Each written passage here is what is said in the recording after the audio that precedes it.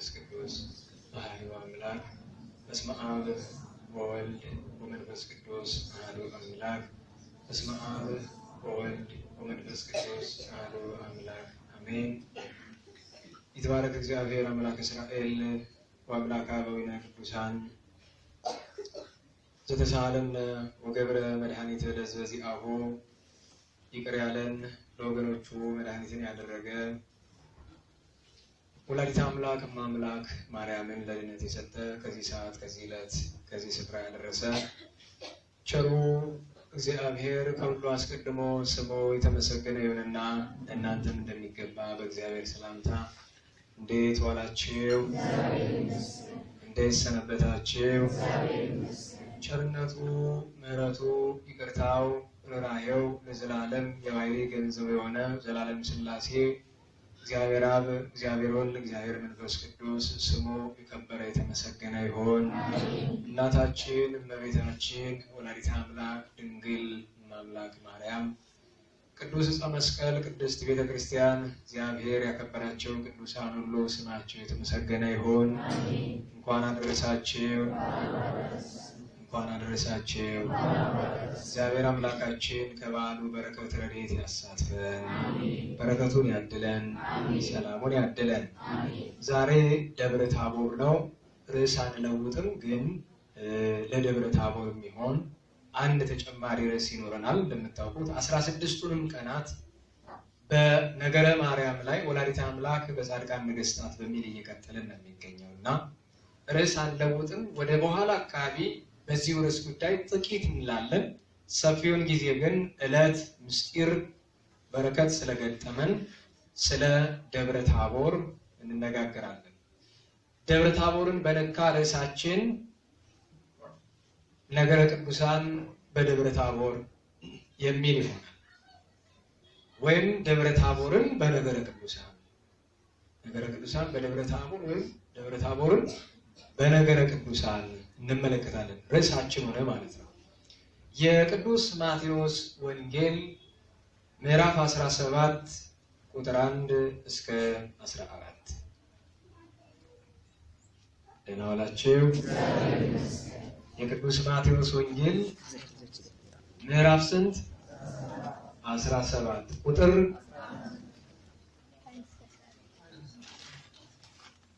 አላችሁ አይደለም? ወንጌለ ቅዱስ ማቴዎስ ምዕራፍ 17 ቁጥር 1 እስከ 14 ታሪክ ነው፣ ምስጢር ነው፣ በረከት ነው። ከስድስት ቀንም በኋላ ጌታችን ኢየሱስ ጴጥሮስን ያዕቆብንና ወንድሙን ዮሐንስን ይዞ ለብቻቸው ወደ ረጅም ተራራ አወጣቸው። መልኩም በፊታቸው ተለወጠ፣ ፊቱም እንደ ፀሐይ አበራ፣ ልብሱም እንደ ብርሃን ነጭ ሆነ። እነሆ ሙሴና ኤልያስም ከእርሱ ጋር ሲነጋገሩ ታዩአቸው። ጴጥሮስም መልሶ ጌታችን ኢየሱስን አቤቱ በዚህ መኖር ለእኛ መልካም ነው፣ ብትወድስ 3 ቤቶችን በዚህ እንስራ፣ አንዱን ላንተ፣ አንዱንም ለሙሴ፣ አንዱንም ለኤልያስ አለ።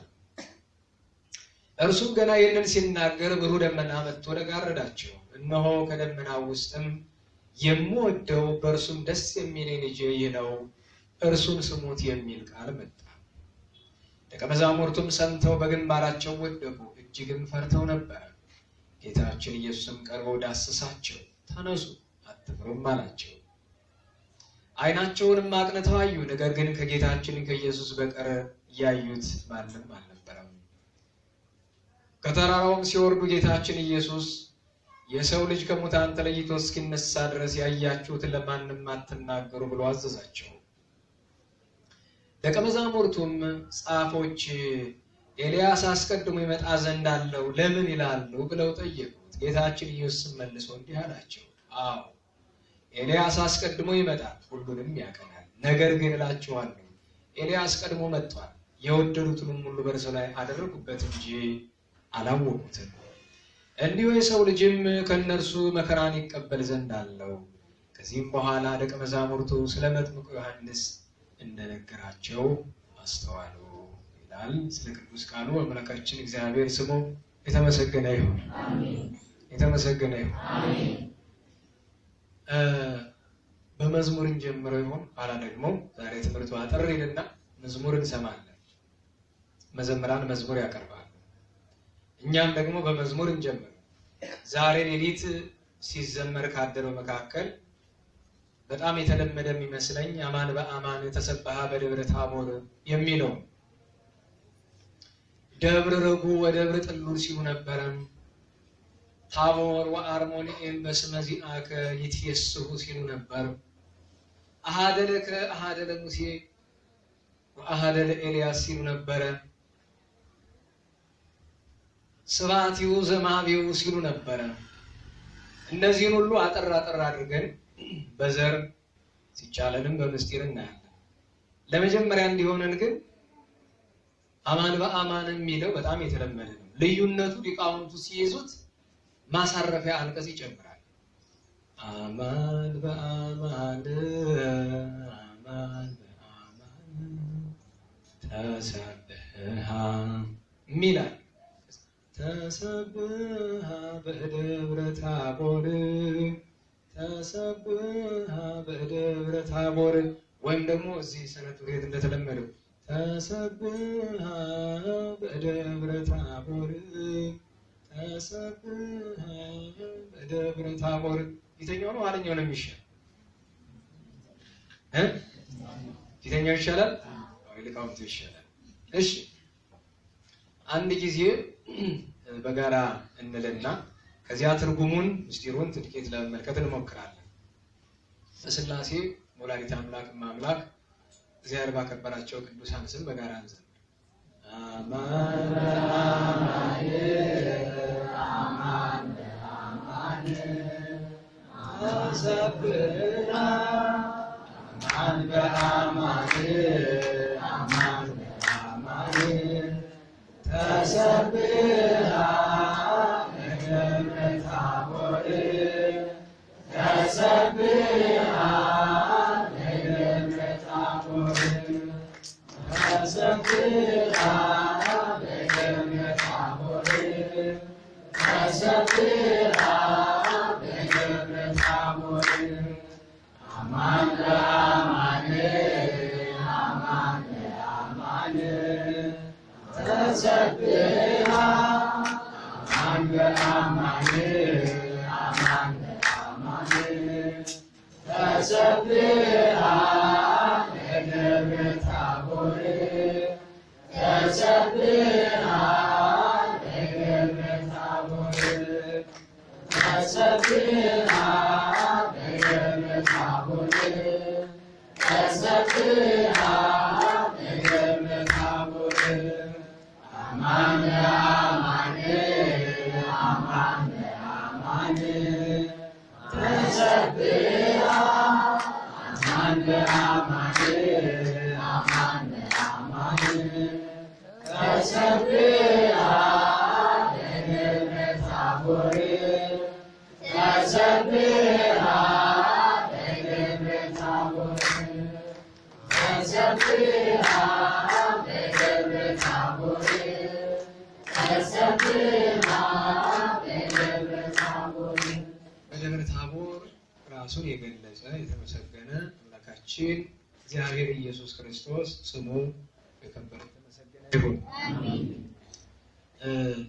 አማን በአማን በነፍስ በስጋ በሰማይ በምድር በውስጥ በአፋ አምላክ ለሚሆነው እውነት በእውነት ጌታን ደጋግመን ምንለው አንዳንድ ጊዜ እውነት በእውነት ካለን በነፍስ በስጋ በውስጥ በአፋ በሰማይ በምድር አምላክ ነውና አማን በአማን ተሰብሃ በደብረ ታቦር።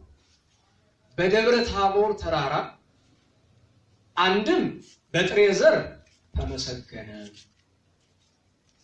ሰብሃ መሰገነ፣ ተሰብሃ ተመሰገነ። አንድም ተሰብሃ ተገለጠ፣ የባህሪ አምላክነቱን ብርሃነ መለኮቱን ገለጠ። ስለዚህ እውነት በእውነት አምላክ መድኃኒት ሕይወት የሆነ ኢየሱስ ክርስቶስ መድኃኒታችን በደብረ ታቦር ራሱን ገለጠ።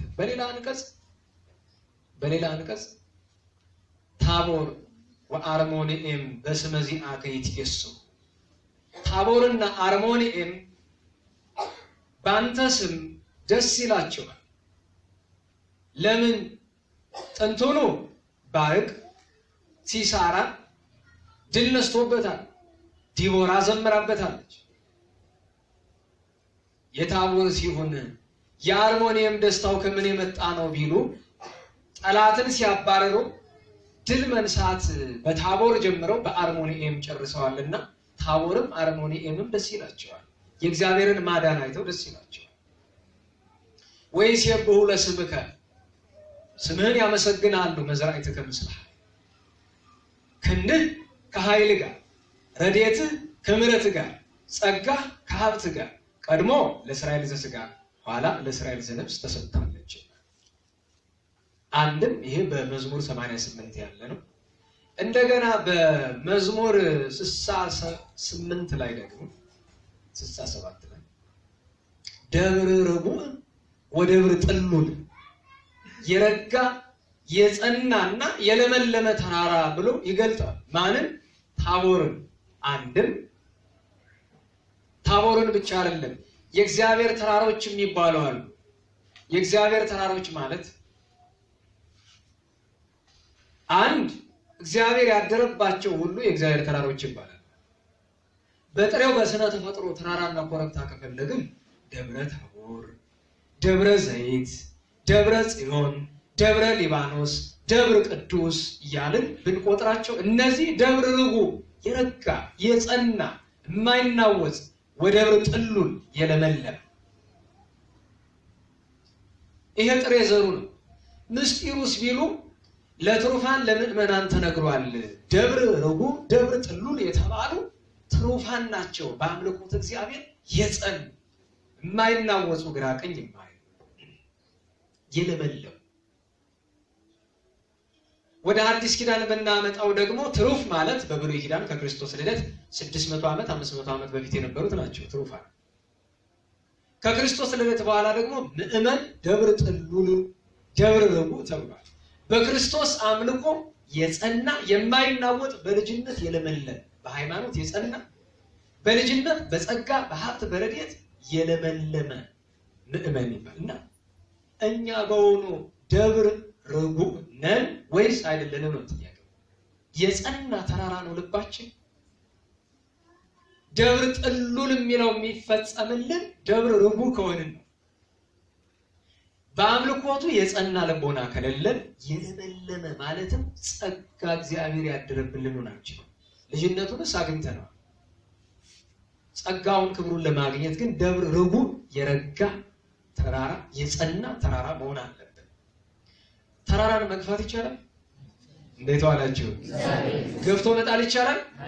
ማንቀሳቀስስ አይቻልም። አንድ ክርስቲያን እንደዚህ መሆን አለበት። ማንም እየመጣ የሚያናውጥህ። በነገራችሁ ላይ ክርስቲያኖች ብዙዎቻችሁ እንዳልጸናችሁ በመነሳችሁ የምታውቁት ጧት ማታ ስራችሁ ጥያቄ መጠየቅ። አንዱ ጥያቄ ተመልሶላችሁ በሱ ሳትጠቀሙ ሌላ ጥያቄ ይዛችሁ ትመጣላችሁ። ጉባኤው ሲያልቅ እዚህ የሚመጡ ወረቀቶች ከልብ ነው የምነግራችሁ ያናድዱኛል። ከተሰጠው ትምህርት ለህይወት የምትበጅህ አንዷን መዘን እሷን ማሰላሰል ስትችል ከተሰጠው ትምህርት አንዲቱን መርጠህ ጥያቄ ታደርጋታለህ። ምን ያደርጋልኝ? አይደለም ያንተን ጥያቄ በሺ አባዝተህ ብታመጣው ሁሉም ጥያቄ መልሳለህ። እሱ አይቸግርም። ለምን መሰላችሁ? ማዘን ከሙሉ ትምህርቱ ለህይወት የሚሆን ነገር መርጦ ያችን እያሰላሰሉ እቺን ምን ማድረግ እኖራታለሁ ብሎ አስቡ። በዚያች ለመኖር ልምምድ እንደማድረግ ከመካከል አንዷን ዘለላ መርጠህ ጥያቄ ታደርግልኛል። ስለዚህ የረጋ የጸና ልቦና ተራራ የመሰለ ልቦና ያለው ምእመን ክርስቲያን ማለት መናፍቅ መጥቶ አወራው መናወጥ ነው። አሕዛብ መጡ መናወጥ ነው። ፖለቲካው መጣ መናወጥ ነው። ፌስቡክ ወሬ አወራ መናወጥ ነው። አሁን ሰሞኑን ፌስቡክ ላይ የሚዟዟር አንድ ጽሑፍ አይታችኋል። ነሐሴ 14 እና ነሐሴ 15 ምንም ምግብ እንዳትበሉ። እኮ ሰዎች ናቸው ወደኔ የሚልኩት። የሚገርማችሁ ነገር አምናም እቺው ደብዳቤ ሳትጨምር ሳትቀነስ ነበረች። ታቻምናም ነበረች። እና አንድ ሰው መጣና ይሄ ነገር ከማን የተላከ እኔ ምን አውቅልሃለሁ ወላ ያገኘው ጽሁፍ ያመጣን እኔና ማክረው ነው የሚጽፉት አሁን ምን አይነት ነገር ነው ታሳስ 15 እና 14 ምግብ እንዳትበሉ እንድትጸልዩ ስራ እንዳትገቡ ሁሉ ይላል ሞኝን ፈልግ እኔ ሰርቼ ነው መበለ ስራ አልቀር ደህና ዋላችሁ እግዚአብሔር ስራ ተው ይላል ስራ ቀሩ ይላል ይሄ ታዲያ ደንቆሮ ምክር አይደለም ሁለት ቀን ጾም እግዚአብሔር ልታገኝ እድሜ ልክና 40 ዘመን ጾም መቻ አግኝተው ችግሩ ያጧጧም ነው እንጂ ጾም እኮ አይደለም እቺ ፍልሰታ ከሰማይ እኮ ጸጋ እግዚአብሔር ታወርዳለች ግን አጧጧሙን አታውቅበት አጧጧሙን አታውቅበት እንዴ ያለ መጃጃል አንድ ስራ የፈታ ፌስቡከር ይጽፍልሃል ወይ ደግሞ አንዳንዱ አለ ሰው ሲከተለው የበቃ የሚመስለው የሆነቴ ነው ትንሽ ሰው ሲከተለው አሁን ቅድም እዚያ የደብረ ታቦር መስተንግዶ ሲያስተናግዱ እቺን ሰጠው ላኩኝ መመራችን ያቋቋመ መመሩ እስቲ እንደው ለስንታችሁ እንደምትደርስ አላውቅም ግን ኋላ እንግዲህ መሰጠቱ አይቀርም እናንተ ነው የመጣችሁና ሲያስተናግድ የነበረው አንዱ ጨዋ ነው አይ ይሄ መስተንግዶ ሊቃውንት ነው እንዴት ነው ቢልን ጨዋታ ላይ ጥያቄ አነሳው ቀልም ይመስል ግን መካ ማድረጊያ ነው ስታስበው ነው የበቃ ይመስላል አይመስልም አረጋና እኔ ሳስተኝ ነው የበቃው መስላል እንዴታ ለበበ ባለፈው አልነገርኳችሁም ከዛሬ ጀምሮ ባታኑኛለሁ እኔ ማናገር የሚፈልግ 200 ብር መክፈል አለበት ታይታችን በር ላይ በእንጽ በእርግጠኝነት ነው የምላችሁ ሚሊዮን ሩኝ ነው በወር ውስጥ ሞታ የነገርኳችሁ አሉት ገብቷችኋል ቀላል እኮ ሰሞኑን ሐኪም ቤት ሄድን ለአንድ ጉዳይ ስንገባ የካርድ 200 ብር ክፈል ካርዱ ከብር ነው ከወርቅ ነው የተሰራው እቺ የምታክል ካርድ ስንት ነው የምታስከፍል አራች ይሄን ማቀለል ነው አትመረር 600 ብር የሚከፈልበት ሌላ አለ ኖ ጥሩ ነው አይቆጥ ሐኪሙም እንደ ባህታዊ ያደረገው ነው እሱ ቤት ለመግባቱ 200 ብርና 600 ብር ከከፈለ አራው እንደሚጣን ጧፉን ከስተላክና እግዚአብሔር ምሕረቱን ይልካል ያንዳንድ ዚግራ ነው የሚገባኝ አሁን ሐኪም ነው የምትባሉ እናንተ አራዊት ነው የምትባሉ እሺ እኛስ ችግር የለም ማለት 200 ብር 2000 ብር የሚሆን እንከፍለዋለን ዳንዲት ነው የሚታከም መጥቶ አንድ ሰው ቅድም እየነገረኝ ነበር ከግል ሆስፒታል ሲሄድ እዚህ ላክምሽ አልችልም ግል ክሊኒክ ነው ያላት ግል ክሊኒክ ስትሄድ ደግሞ ለቀዶ ጥገና የጠየቃትን ገንዘብ ስላላገኘች መጣ ምን ብትለው ጥሩ ነው እባክህ አበድረኝ ባራጣም ቢሆን አበድረኝ ብላለች አራጣ ተበድራ ለሱ ከፍላ ልትታከም መድኃኔ ዓለም እንደው በእውነት ልብ ይስጣቸው እነዚህ ሐኪም የሚባሉ ሰዎች እንደው እግዚአብሔር ባይኖረን እኮ ይገሉን ነበር አረቦ ወላዲተ አምላክ ይቀርባቸው ምን አለ ምን አጥተው ነው ምን ጎሏቸው ነው እንደው ነገርን ካመጣው ይገርሞኝ በጣም ገርሞኝ ሰዎች ስለራሳቸው የሚይዙት አመለካከት ነው እንደሚያደርጋቸው ለሁሉም እኛ የጸና ተራራ ልቦናው የጸና መሆን አለብን ደብረ ርግብ ወደብረ ጥሉል ከዚያ ቀጥሎ ምን አለ ደብር ዘሰምሮ እግዚአብሔር ያድር ውስጤቱ እግዚአብሔር በወደደው ተራራ ላይ ያድራል አለ እግዚአብሔር በወደደው ተራራ ላይ በቁሙ ቢያዩት በደብረ ሊባኖስ በደብረ ዘይት በደብረ ታቦር በደብረ ቅዱስ በደብረ ጽዮን በሌሎችም ተራሮች አድሯል በደብረ ሲና አድሯል ነገር ግን ደብር የተባለ አንድም ደብር የተባለች ቤተክርስቲያን ናት እግዚአብሔር ያደረባት እግዚአብሔር የወደዳት አምና ታቻምና ተምረናል ታስተውሱ ከሆነ አንድም ደብር የተባለች ድንግል ማርያም ናት የጸናች ተራራ ከምድር ከፍጥረት ከፍ ከሰማይ ከፈጣሪ ዝቅ ያለች እመቤታችን ናት ስለዚህ እግዚአብሔር በወደደው ተራራ ላይ ያድራል እኛም የእግዚአብሔር ተራሮች መሆን ይቻለናል ነገር ግን እንዳልኳችሁ የጸና ልቦና ሊኖረን ንስሐ የገባ ሰብዕና ሊኖረን ያስፈልጋል ሌላኛው ዛሬ ሌሊት ሊቃውንቱ ሲናገሩ ሰምታችኋቸው ከሆነ እንዲህ አሉ።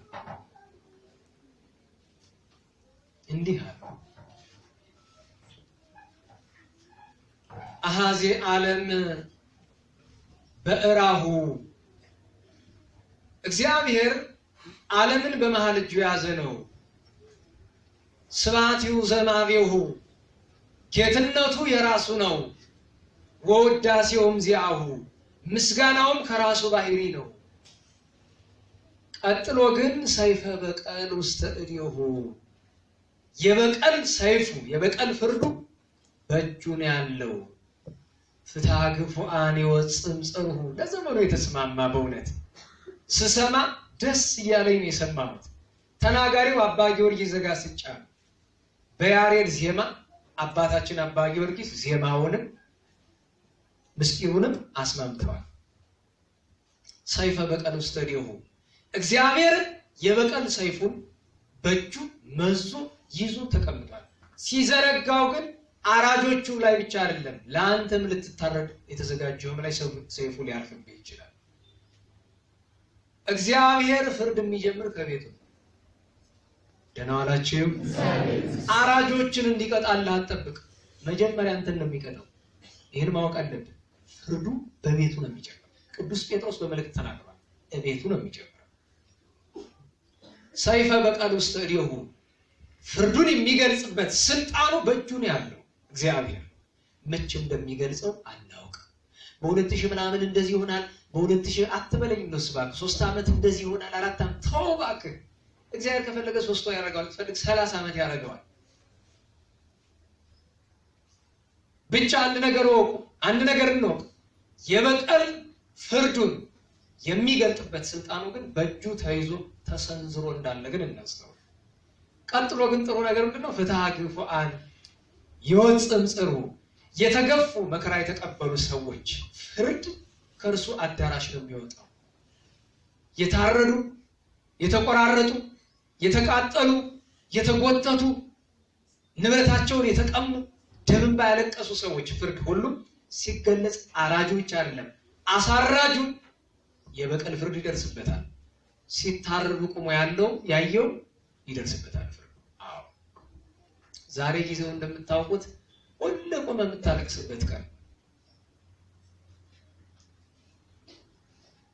ስለዚህ ሰይፈ በቀል ውስተ እዴሁ ፍትሐ ግፉአን ይወጽም ጽርሁ የዛሬ አንድ ልዩ ቀለም ነው። እግዚአብሔር አምላካችን ከማኅሌታውያን ከማኅሌቱ በረከት ያሳድርብን። ወደ ደብረ ታቦር እንምጣ። ርዕሳችን ምን ነበረ? የጥንቱ ወላዲተ አምላክ በነገሥት ጻድቃን። ለዛሬ መረጥነው ደብረ ታቦርን በነገረ ቅዱሳን አይደለም። ደብረ ታቦርን ስንመለከተው ከመነሻው ገና ከ6 ቀንም በኋላ ጌታችን ኢየሱስ ጴጥሮስ ያዕቆብና ወንድሙ ዮሐንስን ወደ ረጅም ተራራ ይዟቸው ወጣ እንጂ ወደ ደብረ ታቦር አይደለም። ደብረ ታቦር መሆኑ በምን ታወቀ?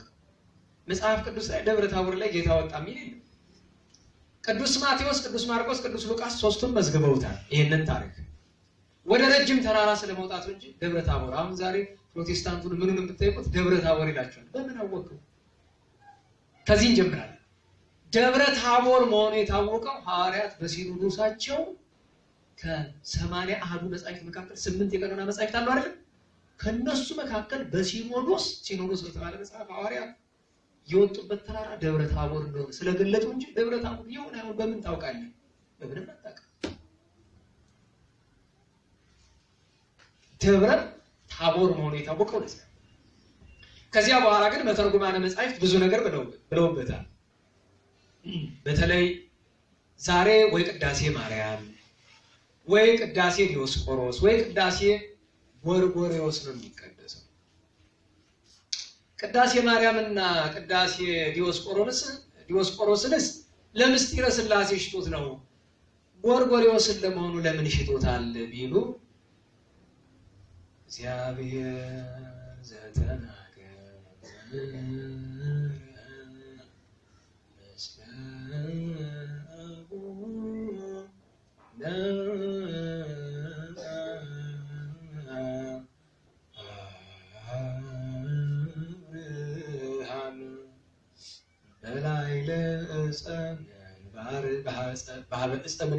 እግዚአብሔር አብርሃምን በመምሬ ዛፍ ስር ተናገረው። ምን ሲል? አብርሃም አብርሃም አብርሃም አነ ውእቱ እግዚአብሔር አምላክከ ወአምላከ አበዊከ ይኮንኩ ባዕደ አምላከ ወኩን አቃቤ ለትእዛዜ። አብርሃም እኔ ያንተ አምላክ ነኝ፣ የአባቶችም አምላክ ነኝ፣ ትእዛዜን ጠብቅ። አሁንም ሁር እዶ ለዮርዳኖስ ወትረክበው ለመልከ ጼዴቅ በላዕለ ደብረ ታቦር ብሎት። ቅዱስ መልከ ጼዴቅ 3 ቦታ ላይ ኖሯል። በመጀመሪያ ደብረ ታቦር ላይ፣ ኋላ ደብረ ዘይት ላይ፣ መጨረሻ ጌታ ሰው በሆነበት ወራት ደግሞ ደብረ ዘይት ላይ ነው። በእርግጥ ደብረ ቀራንዮ ነው። መጀመሪያው ወስዶ በእርግጥ የተቀመጠበት ሴም እሱን ያስቀመጠበት ቦታ ደብረ ቀራንዮ ይስሐቅ ለመስዋዕትነት ቀርቦበት የነበረው ተራራ ማለት ነው። በደብረ ታቦር አባታችን አብርሃም እና አባታችን መልከ ጼዴቅ ተነጋግረውበታል። መስዋዕት ሰውተውበታል። በአዲስ ኪዳን ክርስቶስ ምን እንደሚሰራ ሳይተውበታል። ደብረ ታቦር እዚያም ያተደርጎበታል። መልከ ጼዴቅና አብርሃም አውርተውበታል። እዚህም በዘመነ መሳፍንት ባርቅ ሲሳራን አሳዶ ድል ያደረገበት ነው። እስራኤል ደስ የተሰኙበት ነው። ኋላም መድኃኒታችን ምስጢረ መለኮቱን ብርሃነ መለኮቱን የገለጠበት ነው ደብረ ታቦር። በዚህ በደብረ ታቦር ነገረ ቅዱሳንን ለመመልከት የሚቀድመው ነገር ጌታችን ወደ ደብረ ታቦር ለምን ወጣ? ምን ሲሻ ወጣ? ከ6 ቀናት በኋላ የሚለን ከምን ሂሳብ ነው? 6 ቀናት የተባለው በማቴዎስ ወንጌል ምዕራፍ 16 ቁጥር 13 ጀምራችሁ ጌታችን ደቀ መዛሙርቱን እንዲህ ብሎ ጠይቋቸው ነበረ። የሰውን ልጅ ሰዎች ማን ይሉታል? ይሄው መቼ ነበረ? ነሐሴ 7 ቀን የጠየቃቸው። ደህና ዋላችሁ? እግዚአብሔር ይመስገን። እንዴት ዋላችሁ? እግዚአብሔር ይመስገን። ከስንት ቀን በፊት? ከ6 ቀን በፊት። መቼ? ነሐሴ 7 ቀን። ምን አላቸው? የሰውን ልጅ ሰዎች ማን ይሉታል? ሁሉም ሐዋርያት በልባቸው ያዙታል። አንዳንዶቹ አይ ሙሴ ሳይሆን አይቀርም፣ አንዳንዶቹ ኤልያስ ሳይሆን አይቀርም፣ አንዳንዶቹ ኤርሚያስ፣ አንዳንዶቹ ከነቢያት አንዱ ሳይሆን አይቀርም እያሉ ራሳቸው ቅዱሳን ሐዋርያቱ ያሙ ነበር። መንፈስ ቅዱስ ገና አልወረደላቸውምና ያሙ ነበርና አንተ ሙኬ መነት ብሎን እናንተስ ማን ትሉኛላችሁ አላቸው። የልባቸውን ልክ እዚህ በፊትም ተነጋግረናል። ልክ እንደ የዘንድሮ ሰው ሊያማ ሲፈልግ ምንድነው የሚለው? እንትና እንደዚህ እያሉ ነው። በዚህ ነገር ዛሬ አሁን እቴጌ ተዋበች የሞተች ዛሬ ነው አይደል? ደህና ዋላችሁ? እቴጌ ተዋበች የምትባል ታውቃላችሁ? አታውቋትም? ጎበዞች። የእውነቴን እኮ ነው። መታደል እኮ እኔ ተኝቶ የሚያንኮራፋ ሰው፣ ታሪክ የማያውቅ ሰው በጣም የታደለ እኮ ነው። አይቆጭም፣ አይነደው፣ ይበላል፣ ይጠጣል፣ ይተኛል። መታደል ነው አይደል? መርገም ነው እንጂ ምን መታደል። ለምንድን ነው የማይመሽቃችሁ? እስኪ እንደዳችሁ ትንሽ። እቴጌ ተዋበች የአጤ ቴዎድሮስ የመይሳው ካሳ የዳግማዊ ቴዎድሮስ ሚስት በዚህች ዕለት ነሐሴ 13 ቀን የደብረ ታቦር ሞተች። መቼ? በ1850 የዛሬ 162 ዓመት። መይሳው ካሳ በጣም ይወዳት ነበር። ለምን? እውነተኛ ሚስት ነበረች። እናት የሆነች ሚስት፣ እናት የሆነች። ቴዎድሮስን በመሃል እጇ ሀገሪቱን በእጁ ይዞ ነበረ። እሷ ደግሞ እሱን በመሃል እጇ ቀጥ አድርጋ ይዘው ነበር በስርዓት። ግን መካን ሆነች፣ አልወለደች። በዚያውም ላይ ጭንቅ መጣና ለጦርነት በወጡበት ታማ ሞተች። እንቀብራለን ሲሉ እስቲ ማን ነው ወንድ እሷን የሚቀብር? አላስከብርም ማለት ቴዎድሮስ። ማን ነው ወንድ እስቲ ሱሪ የታጠቀ እሷን የሚቀብር? አይኔ ያየ እሷን አፈር ውስጥ የሚከታት ማን ነው? ሰረገላ አምጡልኝ አለ። በሰረገላ ጭኖ የት ይዟት ሄደ? ግሸን ደብረ ከርቤ። ለምን ይመስላችኋል? ግማደ መስቀሉ ዛል አይደል? መስቀሉን ቆፍራችሁ አውጡልኝ። መስቀሉ ላይ አስተኝቼ ትነሳለች እምነቱ ነው። ግን ፈቃድ እግዚአብሔር አይደለም። ምክንያቱም መስቀሉን ማውጣት አልፈለጉም። አንዳንዶቹ ተጋፍቷቸው ነበር እና ከብዙ ችግር በኋላ ከብዙ ክርክር በኋላ እንድትቀበር ይሆናል። ተዋበች። መቼስ እግዚአብሔር ነፍሷን ይማርልን፣ እሷን የመሰሉ ደጎችን አያሳጣን። ጥሩ መካሪ ሚስት ያለችው መሪ ቢኖር እኮ ጥሩ ነበር አይደል? ጠንጥጦ የሚያፈነጥጥ ሳይሆን ጥሩ እንደው ልባም ይሆን ምሮ ይማረን እንግዲህ።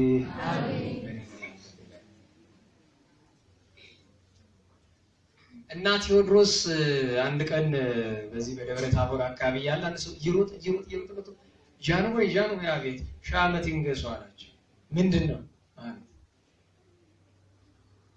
የሆነ ሰው መንገድ ላይ አገኘው፣ ይሄ ኮሶ ሻጭ ልጅ አይሎትም እና በጥፊ አልኩታል ነው ቀረብ ቢል ሰይፍ ምዝዝ አድርጎ ከሁለት እኩል ሰንጥቀውታል፣ ግራና ቀኝ። እና ፊት አውራሪ ገብርዬ ነበርና ጃንሆይ ወርቅ ላበደረ ጠጠር እሱ እኮ ለሶ ቀንቶ እኮ ነው። አይ ተው መቅናቱን እንዴት ሰደበኝ። ያኛው ነው እንጂ ሰደበው አልሰማሁም። እሱንም ይሄኛው ነው የሰደበኝ ሲሉና መጥቶ ኋላ ምን ስራ ታወጡ ይባላል። ሰዳቢህን ሳይሆን ሱዱና መጥቶ የሚያቀብልህን በለው ብሎ ጥሩ ነው። እሺ ሐሜት አመጡ። ለነገሩ ሐሜተኛ ትወዳለች። እንትና እንደዚህ እያለ አይደል? እንትና እንደዚህ እያለ ልጆች እያለን ማማ ወላጆቻችን ጎረቤት ስላንቺ እንዲህ ይዋሉ እሰይ ደግ አለው አሁንን የምናፍር እዛች በኋላ ሁለተኛ ወሬ መጥቶ ማቀበል የለም። እሰይ ደግ አረግ አለቀ። እና ሐዋርያቱ የልቦናቸው እንትና ይሏል እያሉ ነገሩት። የዋ አምላክ ነው እንዳያስደነግጣቸው እናንተስ ማን ትሉኛላችሁ አላቸው። ዝም ቅዱስ ጴጥሮስ ተነስቶ አንተ ያው እግዚአብሔር አንድያ የባህሪ ልጅ ነው ብሎ መሰከረ። የቤተ ክርስቲያን መሰረት ተባለ። የመንግስተ እግዚአብሔር ቁልፍ ተቀበለ። የሐዋርያት አለቃ ሆነ። ስለዚህ ልቦናቸውን ለማጽናት 6 ቀን ጠበቀ። ለምንድን ነው 6 ቀን የጠበቀው ቢሉ ወዲያው ቢያደርገው ይጠረጥራሉ። አይ እንዲህ ብንለው እኮ እንዲያደረገ ይሉ በጣም ቢቆይ ደግሞ ጨርሶ ይረሳል። ያንዳው መካከለኛውን መርጦ ከ7 ጀምረን ብንቆጥር በ7ኛው ቀን 7 ትተን ብንቆጥር በ6ኛው ቀን ወደ ደብረ ታቦር ይዛቸው ሲወጣ ግን 12 ሐዋርያት ናቸውና 9ኙን ከታች ጠብቁ አላቸው። ከተራራው ግን ደብረ ታቦርን አይታችሁት ከሆነ በፎቶ ወይ በቪዲዮ አይታችሁት ከሆነ ታች አለ ከመንገዱ በታች ቆሞ አላቸው። እዚህ ቀር 3ቱን ነው የሚሄድ ብሎ 3ቱ ምን ይባላሉ? አይማደ ሐዋርያት፣ የሐዋርያት ምሰሶች ወይ የምስጢር ሐዋርያት ይባላሉ። እነሱም አለቃው ቅዱስ ጴጥሮስ፣ ወንድማማቾቹ ቅዱስ ያዕቆብና ቅዱስ ዮሐንስ ናቸው። የዘብዴዎስ ልጆች ናቸው። ይዟቸው ለምንድን ነው እንዲህ ማድረግ የፈለገ ቢሉ በሁለት ምክንያት ነው። አንድም ምስጢር የሚገባቸው 3ቱ ናቸው። ለምን ከ12ቱ በተለየ ለ3ቱ አስፈለገ ቢሉ ቅዱስ ጴጥሮስ፣ ቅዱስ ያዕቆብና ቅዱስ ዮሐንስ ከሌሎቹ በበለጠ ለፍቅሩ ይሳሱ ነበር። ለፍቅሩ ስለሚሳሱ 3ቱን መረጠ። እንደ እውነቱስ ከታች ያሉትም ግን እንዲያዩ ፈቅዶላቸዋል። ሁለተኛው ምክንያት ምንድነው? 3ቱን ይዞ ሲወጣ 9ኙን የተዋቸው ይሁዳንም ትቶ ለመውጣት። እንዲያውም አቦ ምን ይላሉ? ምስጢሩን ለምን በመንደር አልገለጠውም ነበር? ደህና ዋላችሁ። የት አልገለጠውም ነበር? በመንደር የማይገልጡ ብሎ ይሄማ ዘረፋ ነው ይላል ተርጓሚ ዘው ላይ። አለቃው ለምን ያሉ? ይሄማ ዘረፋ ነው። ምስጢር በአደባባይ አደባባይ ከሆነ ምን ምስጢር ይሆናል? ደህና ዋላችሁ። ምን ምስጢር ይሆናል? ዘረፋ ነው። ለማይገባ ሁሉ ሊደርስ ነው። ከታች የተዋቸው ግን ስለ ይሁዳ ነው። ለምን ቢባል ይሁዳን ትቶት ቢወጣ ትቶት እንዳይወጣ ለብቻው ትቶት እንዳይወጣ እሱም እኮ በደብረ ታቦር ከክብሩ ስለለየኝ ነው የሸጥኩት ብሎ ምክንያት ሊፈጥር ነው። ይዞት እንዳይወጣ ትንቢት ተነግሯል። የአትትም ወላ ሀጥ ከመይራይ ስማተ እግዚአብሔር ብሏል ልዑለ ቃል ኢሳይያስ በጸሎቱ ላይ ሀጥ ሰው የእግዚአብሔርን ክብር እንዳይ ራቅ ያረጉታል ብሎ ገለል ያረጉታል። ከዚያ ጌታችን ወደ ላይ እንደወጣ ስጋችንን ተዋህዷልና በሥርዓተ ትስብእት ወደ ረጅም ተራራ ወጥቶ ቆሞ ቀና ብሎ ወደ ሰማይ ሲመለከት እንደሚጸልይ ሰው ልብሱ እንዴት እንደተለወጠ በተለያየ አይነት አነጋገር ነው የሚነገር። አንደኛው ወንጌላዊ እንደ ፀሐይ አሸበረቀ ይላል። አንደኛው እንደ በረዶ ነጭ ሆነ ይላል። አንደኛው አጣቢ ሊያነጣው እስከማይችል ድረስ ነጭ ሆነ ይላል። ይሄ ሁሉ ምን ይመስላችኋል? መቸገር እኮ ደህና ዋላችሁ። እንኳን የሥላሴን ብርሃን የአምላካችንን ብርሃን የፀሐይ ብርሃን አሁን ብዙ ጊዜ ፀሐይ በስዕል ትሳላለች አይደል? እንደው ፀሐይን በስዕል መግለጥ ይቻላል? አይቻልም። ሁሉ ቢጨንቅ ነው። አሁን የተሳለው ስዕል ፀሐይን የሚመስል ስዕል ብታገኙ ፀሐይ እኮ እሷ አይደለችም ጨርሶ ቢጨንቅ ነው። እንኳን የፀሐይን ስዕል ይሄንን ብርሃን መሳል ይቻላል? አይቻልም ጨርሶ። ይሄን አምፖል ብርሃን እንኳን መሳላችን እንዴት ባለ ቋንቋ ነው መለኮታዊ ብርሃን የሚገለጠው? እንዴት ባለ ቋንቋ!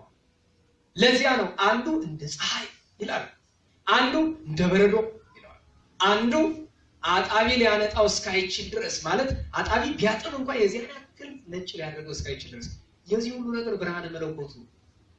ምክንያቱም ጌታችን ብርሃነ መለኮቱ እንዴት ነው የገለጠ ትለኝ እንደሆነ በሁለት መንገድ፣ አንድም በዚያች ባጭር ቁመቱ በጠባብ ደረቱ ልክ ነው የገለጣት። ልብ ብላችሁ ያዙ። የጌታችን ብርሃነ መለኮቱ ቢገለጥ ዓለም በአንዴ ቀልጣ አመድ ነው የምትሆነው። ስለዚህ በምን ልክ ነው የገለጠው? በተዋሃደው አጭር ቁመት ጠባብ ደረት ልክ ነው። ሁለተኛ የሐዋርያት አይን ሊያየው በሚችለው ልክ ነው እንጂ ብርሃነ መለኮቱን ማን ሊያየው ይችላል? ማንም ሊያየው ይችላል። እንኳን የእርሱን ፊት የሊቀ ነቢያት ቅዱስ ሙሴን ፊት እንኳን ተገልበብነን አረ ፊትን ሸፍንልን እስኪባል ድረስ እንኳን ሙሴ ሊቀ ነቢያትን እንኳን ማየት ተስኗቸው ነበርና እንዲህ ሆነ። ብርሃነ መለኮቱን እንዲህ ገለጠ፣ የባህሪ አምላክነቱን እንዲህ ገለጠ። ልክ በዚያች ሰዓት ሁለት ነቢያት መጡ። ሁለቱ ነቢያት ሙሴና ኤልያስ ናቸው። ሙሴና ኤልያስ መሆናቸው በምን ታወቀ? ተርጓሚ ይጠይቃል። ሙሴና ኤልያስ መሆናቸው የታወቀባቸው ምክንያቶች አሉ። አንደኛ በተፈጥሮ አካላቸው። ደህና ዋላችሁ። ሙሴ አንደበቱ ምን ነበረ? ወልታፋ ያስብ አጸደ ነፍስ የለም ብሎ። ኤልያስ እንዴት ነበረ? ጸጉራም ነው። ሰውነቱ በሙሉ ጸጉር ነው። ዋናው ምስጢር ግን እሱ አይደለም። ሁለቱም እነሱም እንዳቅማቸው ብርሃን እግዚአብሔር በሰጣቸው ጸጋ ብርሃን ለብሰው በቀኝና በግራ ሙሴና ኤልያስ ቆመው እንዲህ እያሉ ሲናገሩ ሐዋርያት ሰማቸው።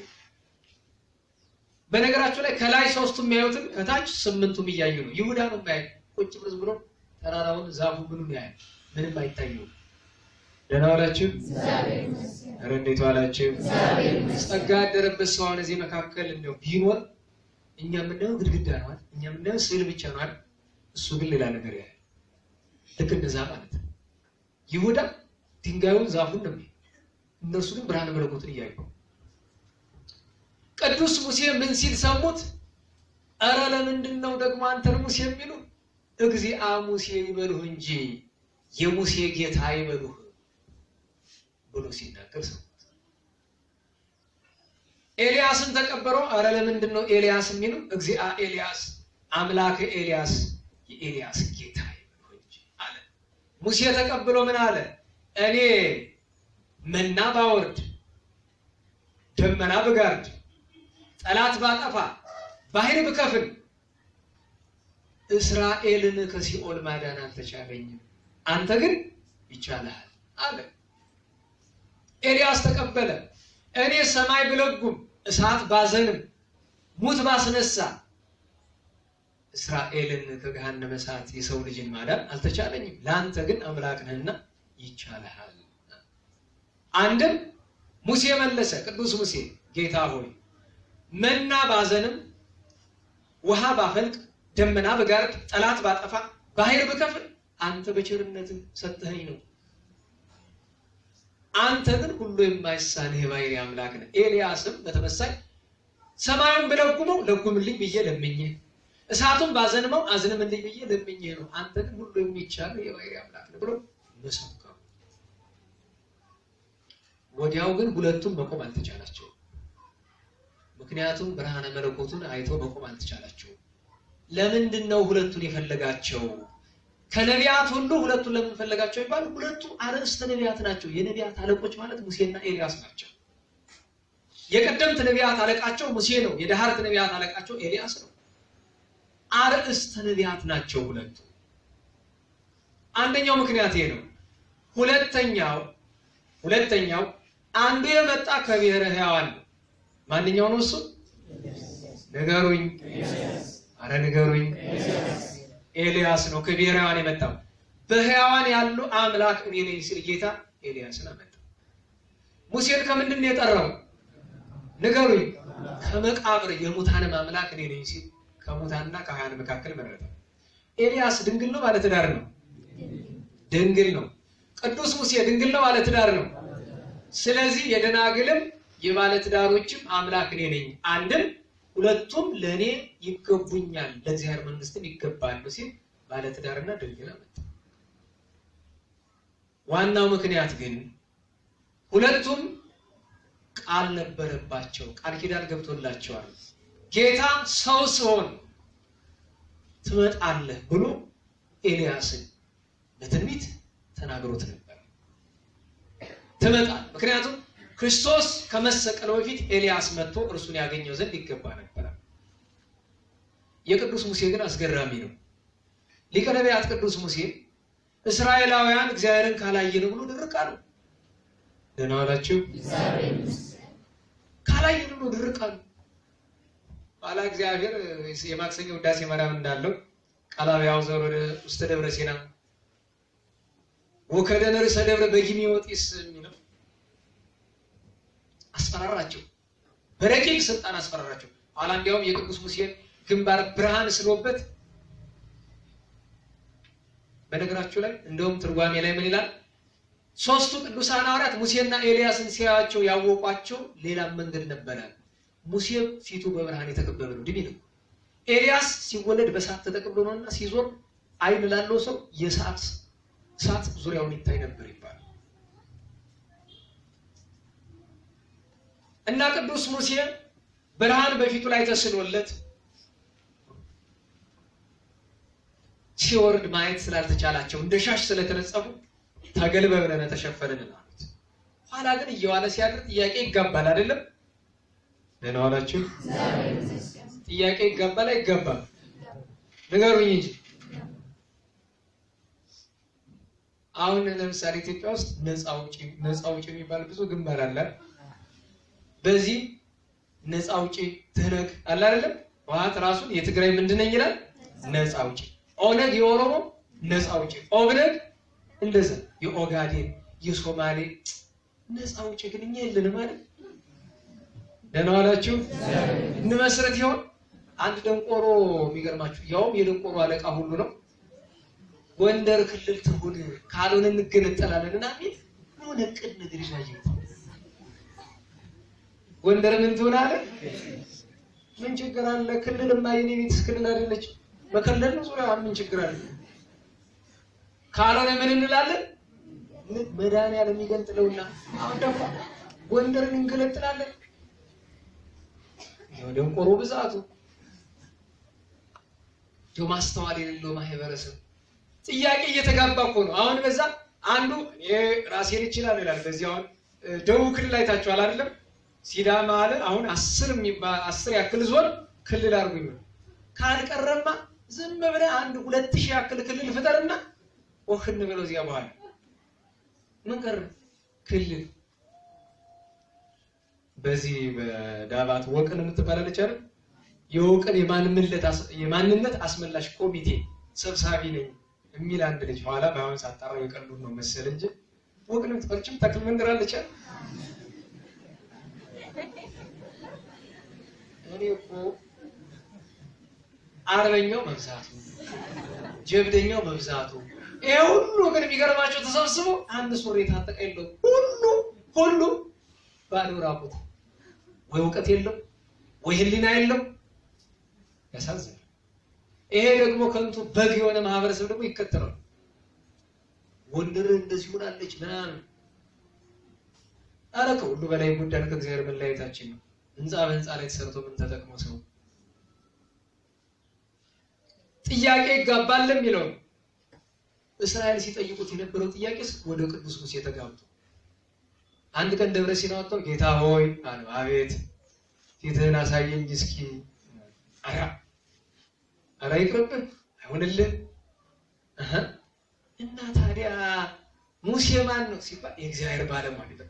እግዚአብሔር እንዴት ያለው ነው? እንዴት ያለ ልላችሁ እግዚአብሔር እንዴት ያለ ነው? ወይ ጉድ! እንኳን እግዚአብሔር እንዴት ያለ እንደሆነ ሰማይ እንዴት ያለ ነው? ደህና ዋላችሁ? ሰማይ እንዴት ያለ ነው? ጠፈር እንዴት ያለ ነው?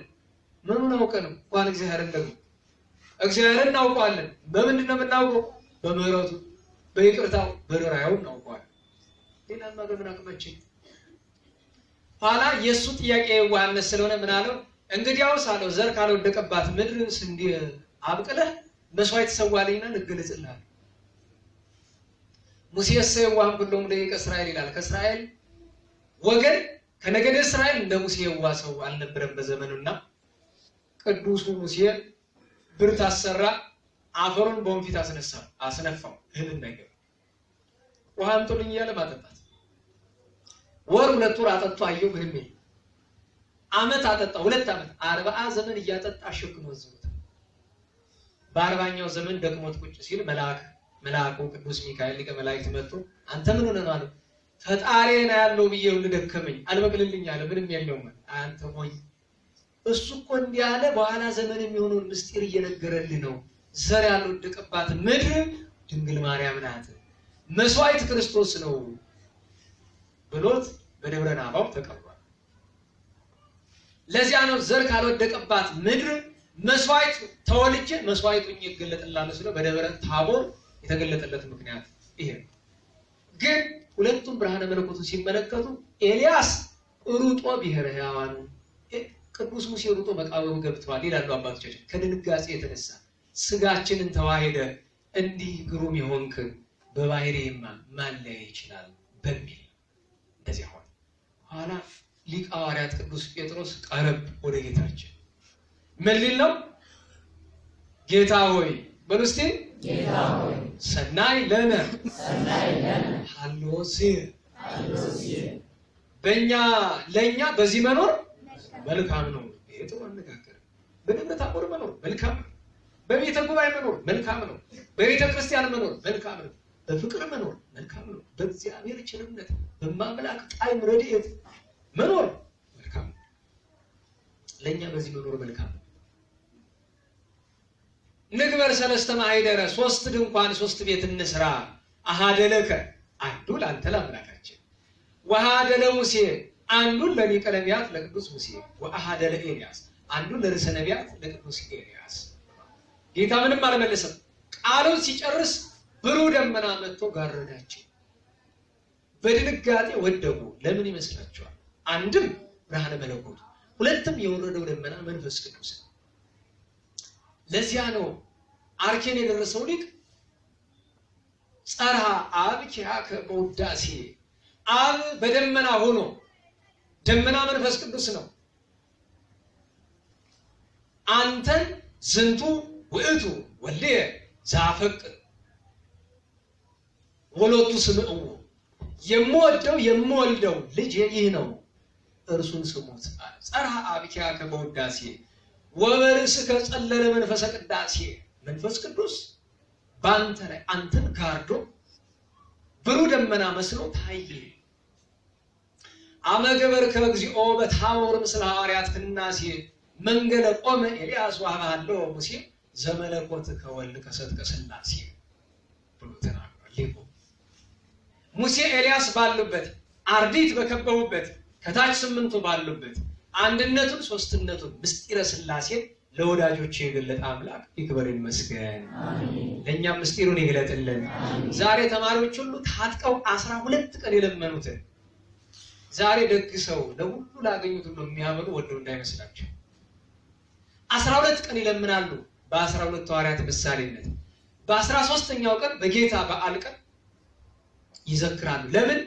በደብረ ታቦር ምስጢረ መለኮቱን የገለጠ አምላክ ለአቋቋም ተማሪ ያቋቋምን ምስጢር፣ ለዜማ ተማሪ የዜማን ምስጢር፣ ለቅኔው የቅኔን ምስጢር፣ ለመጽሐፍ ተማሪ የመጽሐፍ ምስጢር እንዲገልጥለት። እናንተስ እኛስ ምን አለብን ዘክርና ምስጢር ቢገለጥልን ምን አለ? ምስጢረ ሥላሴን ገለጠ። እንዲያውም አባታችን አባ ስብሐት ለአብ መልካ ሥላሴን ሲደርስ እንዲህ አለ። ሥላሴክሙ ሥላሴ ይረስየኒ መካነ። ሥላሴ ሆይ ሶስትነታችሁ እኔን ማረፊያ ያድርገኝ። ማለትም እደሩብኝ። ምን በሉብኝ? በደንብ በሉት። ሥላሴ በእኛ ላይ አደረ፣ ሰይጣን አይቀርበንም ማለት ነው። እደሩብኝ። ድረቱ አድኩሰ ዘሥላሴክሙ ብርሃነ። የናንተን ብርሃን የሥላሴን ብርሃን ከተዋሃድኩ በኋላ ማለት ልጅነትን በጥምቀት ሀብተ መንፈስ ቅዱስን የናንተ ልጅ በመሆን ካገኘው ዘንዳስ ዮርዳኖስ ክሙ ዝየ እስመ ኩለንታ የኮነ የናንተ ዮርዳኖስ እዛ ምስጢረ ሥላሴ የተገለጠበት ዮርዳኖስ ወንዝ ሁለንተናዬን ሆኗል። ሥላሴ ካደሩብን የሥላሴ ልጅነት ከተሰጠን እኛ ራሳችን ዮርዳኖስ ሆነናል ማለት ነው። ስለኔ አይደለም ማወራው፣ ስለ ባሕረ ዮርዳኖስ ስም ያለው ሞኝ ነው ይባል። ዮርዳኖስ ክሙ ዝየ እስመ ኩለንታ የኮነ እዚህ የናንተ ዮርዳኖስ ሁለንተናዬን ሆኗል። ይሐስስም ዮርዳኖስ ሰማዕተክሙ ምእመነ። ዮሐንስ መጥምቁ ነው አበጉ ብሎ እስኪመሰክር እዚህ በኋላ አንጠብቅም። ወይትሜነ ለታቦር እስመ ታቦር አነ። እዚህ በኋላ ደብረ ታቦርን አልጠብቅም። እኔ ራሴ ማንኛለሁ? ደብረ ታቦርኛለሁ። ምስጢረ ሥላሴ የተገለጠብን ከሆነም ሥላሴ ካደሩብን እኛ ምንድነን? ደብረ ታቦር። ሥላሴ ካደሩብን እኛ ምንድነን? ዮርዳኖስ። እዚህ ያለውን ፈጣጣውን ሳይሆን እዛ ያለውን እግዚአብሔር መንፈስ ቅዱስ የቀደሰው ነው። ትስቃለህ ፈጣጣ ስላልኩ ራሴ ሁሉ ፈጣጣ አይደለም ራሱ እና እንዲህ ብሎ ምስጢረ ሥላሴ ተገለጠ። በዚያው ግን ምስጢረ ሥላሴ መገለጡ ጋር ተያይዞ ሲያስወጣቸው የባሕርይ አምላክነቱን ለመግለጥ ብቻ ሳይሆን ለቅዱስ ጴጥሮስ ተግሳጽም ጭምር ነው። ቅዱስ ጴጥሮስ እሰቀላለሁ ሞታለሁ ሲለው አይሁንብህ አትሞት አትሰቀል ብሎት ነበር። ኋላ ያንኑ እንደገና ድጋሚ ምን አለው? ለአንተ ለሙሴ ለኤልያስ ቤት እንስራና እዚህ ኑር ማለት አትውረድ፣ ከወረድ ይገሉብናል። ጌታችን ይመጣል፣ ይገደላል፣ ይሞታል። እሱ ካልሞተ መች እንድናለን? ድነታችን ሊቀር ነው። ስለዚህ ምን አለው? ሎቱ ስምው እርሱም ብቻ። እንዴት ዋላችሁ? እርሱም ብቻ በሉ። እርሱም ብቻ ስሙት። ከዚያ ከጥቂት ደቂቃ በኋላ ቅዱስ ጴጥሮስ፣ ቅዱስ ያዕቆብ፣ ቅዱስ ዮሐንስ ነቁ። ቢነቁ ቅዱስ ሙሴ የለም፣ ቅዱስ ኤልያስ የለም፣ ደመናው ቃለ እግዚአብሔሩ የለም። መድኃኒታችን ልብሱ እንደነበረው ሆኖላቸው አገኙት፣ ደነገጡ። የባሕርይ አምላክነቱን 11ዱም ሐዋርያት ተረዱ። ሲወርዱ ግን አንድ ነገር አደራ አላቸው። ይህንን ከሙታን እስከምነሳ ድረስ ከሙታን መካከል እስከምነሳ ድረስ ለማንም እንዳትናገሩ። ውዳሴ ከንቱ እንደማይጠቅም ጌታ ያስተማረበት። ውዳሴ ከንቱ ጌታን ምንም አያደርገው፣ ግን ለነሱ ትምህርት እንዲሆናቸው ክብራቸው እንዳይገልጡ ምን አላቸው? ከሙታን መካከል ከመነሳቴ በፊት ይሄን እንዳታደርጉ። በዚህ አብነት አድርገው ጻድቃን ታምራትን ሲሰሩ ከሞትኩ በኋላ ነው እንጂ ሳልሞት እንዳትናገሩብን እያሉ ሁሌም ይከለክላሉ። ለሁሉም ዛሬ ደብረ ታቦር ነው፣ ደብረ ምስጢር ነው፣ ደብረ በረከት። የምስጢር ተራራ፣ የበረከት ተራራ፣ የታቦር ተራራ ነው። እግዚአብሔር የወደደው ተራራ፣ ትንቢት የተነገረለት፣ ምሳሌ የተመሰለለት፣ ምስጢር የተገለጠበት፣ በረከት የተገኘበት፣ የባሕርይ አምላክነቱ የመድኃኒታችን የተገለጠበት ነው። በነገረ ቅዱሳን ትምህርት ቅዱስ ጴጥሮስን፣ ቅዱስ ያዕቆብን፣ ቅዱስ ዮሐንስን፣ ቀሪ 8 ሐዋርያትን፣ ሙሴና ኤልያስን፣ ባረቅን፣ ዲቦራን ለመመልከት ሞክረናል። እግዚአብሔር አምላካችን የሁሉንም በረከት ያሳደረበት፣ በረከታቸውን ያሳደረበት። ባለችን ሰዓት ሁለት ነገሮችን ለማንሳት እንሞክራለን። አንደኛ ከነገስታት አንፃር የእመቤታችንን በነገስት ጻድቃን ከሚለው ጥቂት ነገሮችን ለማንሳት እሞክራለሁ። እዚያኛው መደበኛ ጉባኤያችን ላይ ያቋረጥነው ክፍል 12 ላይ የሸዋ መንግስት ላይ ነውና ከሸዋ መንግስት መካከል አጼ አምደ ጽዮንን ላንሳ። አጼ አምደ ጽዮንን ብዙ የዚህ ዘመን ሰው በረባም ባረባም ክፍል ስማቸውን ሲያነሳ ይታያል። አፄ አምደ ጽዮን ማለት ባጭር ከ1307 እስከ 1337 ለ30 ዓመት የነገሱ ኢትዮጵያዊ ንጉሠ ነገሥት ናቸው። በጣም ሲበዛ ኃይለኛ ጦረኛ ነበሩ። የኢትዮጵያን ግዛት በመካከለኛው ዘመን እስከ ባህር ያደረጉት እሳቸው ናቸው። ዛሬ ጅቡቲ ነሽ፣ ሶማሊያ ነሽ፣ ኬንያ ነሽ ምናምን የምትለው ጥርግርግ አድርገው ይገዙ ነበር። ያው በጉልበት በኃይል ግን መሀል ላይ አንድ ጥፋት አጠፉ። መሪ መሆን ከባድ ነው። ካህናተ ደብተራ የሚባሉ አሉ። ካህናተ ደብተራ ማለት አገልጋዮች ናቸው። ከመካከላቸው ግን ተንኮለኞች አሉ። እነዚህ ተንኮለኞች ምንድናቸው? ከንጉሱ ፍርፋሪ የሚጠብቁ ናቸው። እና ምን ብሎ ይመክሯቸዋል? የአባትህን ቁባት ካገባህ መንግስት ይጸናል አላቸው። የአባቱን ሚስት ማለት የእንጀራ እናቱ የእንጀራን የሚገርማቸው በቤተክርስቲያን ውስጥ የሚያገለግሉ እንደዚህ ብሎ የሚመክሩ ሰዎች ዛሬም ካህናትን የሚያሰድቡ ሊቃውንትን የሚያሰድቡ ብዙ ክፎች እሾዎች አሉ። በእውነት እኔ አዝናለሁ። በከዘራ ነበር እየጀለጡ ማስወጣት ከቤተክርስቲያን። በእውነት ምክር ማያስፈልግም ለነሱ። ይሄ ነውረኛው ነው ጠንቋዩ ነው ቤተክርስቲያን ተጠግቶ የሚጠነቁላል አይደለም። ደህና ዋላችሁ። በአንድ ጠንቋይ ሊቃውንትና ካህናትን አትሙ። ምን አደረጉ? 300 ሺህ ካህን የምታሙ ለምንድን ነው? ይልቅስ እንደው ማን እንደሆነ አጣርታችሁ በከዘራ ያቀምስ ካታስወጣው ምንም ምክር አያስፈልገውም እኮ። ደግሞ ሰይጣን ላደረበት ለአንድ ጠንቋይ የምን ምክር ነው ደግሞ? ልክ እንደዛ ሄደው አንተ የአባትህን ቁባት እንጀራ እናትህን አግባሏቸው ካላቸው እናንተ ማን ያውቃል ብለው አግብቶ ቁጭ። ሊቃውንቱና መነኮሳቱ በአደባባይ ወጥተው ዘለፏቸው። አቡነ በጸሎተ ሚካኤል፣ አቡነ ፊልጶስ፣ አቡነ አኖሬዎስ፣ አቡነ ቀውስጦስ ሰማዕትነት ተቀበሉ። የአባቴን ሚስት አልፈታም ብሎ አፄ አምደ ጽዮን ብዙዎችን አስገረፋቸው፣ ብዙዎችን አስገደላቸው። ስተት ሰራ። እንደ ሀገር ግዛት አስቶ መልካም ሰራ። እዚህ ግን ጻድቃንን በመግደልና በማሰቃየት ስተት ሰራ። ኋላ ግን እግዚአብሔር በደዌ ቀጣው። አይ በእውነት አባቶቻችን ሲያጠፉ የሚቀጣ ፈጣሪ ያላቸው። የዛሬዎቹማ ይወላግዳሉ እንኳን ሊቀጣ ምንም። ያው መንግስቱ ኃይለ ማርያም ያንን ሰው በልቶ አሁንም ቁጭ ብሎ ይዝናናል አይደል? በነገራችሁ ላይ ይሄን መንግስት ስለጠላችሁት መንግስቱ ኃይለ ማርያምን እንደው አበባ አታስመስሉት። እሱም ነፍሰ በላ አውሬ ነው። መንግስቱን የወደደ ኃይለ ሥላሴን ይሳደባል። መንግስቱን የጠላ ኃይለ ሥላሴን ያመሰግናል። ለምን? አንተ መልካም ሰውነት እንዲታይ ከፈለክ ለምንድን ነው ከመጥፎ ጋር ራስን የምታነጻጽር? ከመልካሞቹ ጋር ተወዳደር እንጂ። አሁን ያለው መንግስት እያሳረገን ነው አይደለም? እና ህወሓት ጥሩ ነበር እንበል? እንዴት ብሎ ይሆን? ሁሉም በላተኛ ነው። ሁሉም ነፍሰ በላ ነው። አሁን ያለውም ነፍሰ በላ ነው። ያለፈውም ነፍሰ በላ ነው። ደርግም ነፍሰ በላ ነው። ምንም ጥያቄ የለውም። ሆኖ ኃይለ ሥላሴ ይሻላል። ይሻላል።